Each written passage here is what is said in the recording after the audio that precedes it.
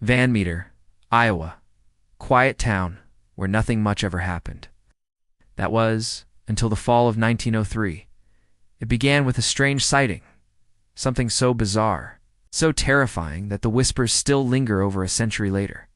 It was a cold September night when Yugi Griffith, one of the town's most respected citizens, saw it for the first time. A bright, glowing figure hovering above the old brick buildings, wings stretched wide like those of a giant bat. Its eyes burned with a blinding light, casting eerie shadows across the empty streets. Griffith rubbed his eyes, convinced it must be a trick of the moonlight.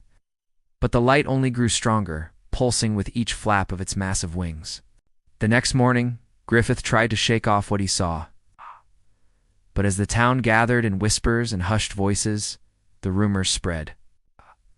Others had seen it too, a monstrous figure soaring through the night, leaving behind the stench of sulfur and the faint hum of electricity. As days passed, more sightings were reported. Clarence Dunn, the town's banker, claimed he saw it perched atop the telephone pole outside his window, its wings spread wide, eyes glowing like searchlights. He fired his shotgun, the blast echoing through the empty streets, but the creature didn't flinch. Instead, it spread its wings and vanished into the fog, leaving nothing but the lingering smell of burnt ozone. Fear gripped the town. Businesses shuttered early, and families locked their doors before the sun even dipped below the horizon.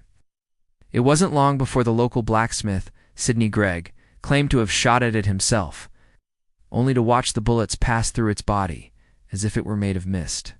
Gregg swore he saw it disappear into the abandoned Van Meter mine on the outskirts of town, a place that had been sealed off for decades. The town organized a hunting party, armed with rifles and lanterns. They marched to the old mine, hearts pounding, flashlights flickering against the iron walls. The stench of sulfur was thick, and the air crackled with an unnatural hum. But the deeper they went, the colder it became. The mine seemed endless, twisting and turning, shadows playing tricks on their eyes. Just when they were ready to turn back, a scream pierced the silence. It was high-pitched, echoing off the stone walls, sending chills down their spines. Lights flickered, hands trembled, but they pressed on, driven by fear and desperation. At the deepest part of the mine, they found it. Perched atop a jagged rock, wings spread wide, eyes glowing with a light so intense it burned their skin.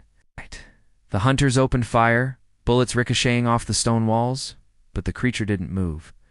It watched them with unblinking eyes, its wings flapping slowly, almost hypnotically. And then it was gone. In a flash of light and sulfur, the creature vanished, leaving the men alone in the darkness. Panic set in, and they fled the mine, stumbling over rocks and debris, hearts pounding like war drums. By the time they reached the surface, dawn was breaking over Van Meter. But something was different. The town's wealthiest man, Thomas Caldwell, was missing. His mansion stood empty, doors locked, windows dark. His family hadn't seen him since the night before. His car was still in the driveway, untouched, but he was nowhere to be found. A search party scoured the town, combing through fields and alleys, but there was no trace of him. Some whispered he had gone mad and fled. Others claimed he was dragged into the mine by the creature that had haunted their town. No evidence was ever found. Weeks later, the mine was sealed, its entrance covered with heavy iron bars. Locals swore they could still hear the faint hum of electricity at night. And sometimes, just sometimes, a flash of light would cut through the darkness, soaring over the rooftops before disappearing into the hills. The Van Meter visitor was never seen again. But Thomas Caldwell? He was never seen again either. What happened to him? Was the creature still lurking beneath the town, waiting for its next visitor? Subscribe to the Gloom Zone to uncover more stories where reality is far stranger than fiction.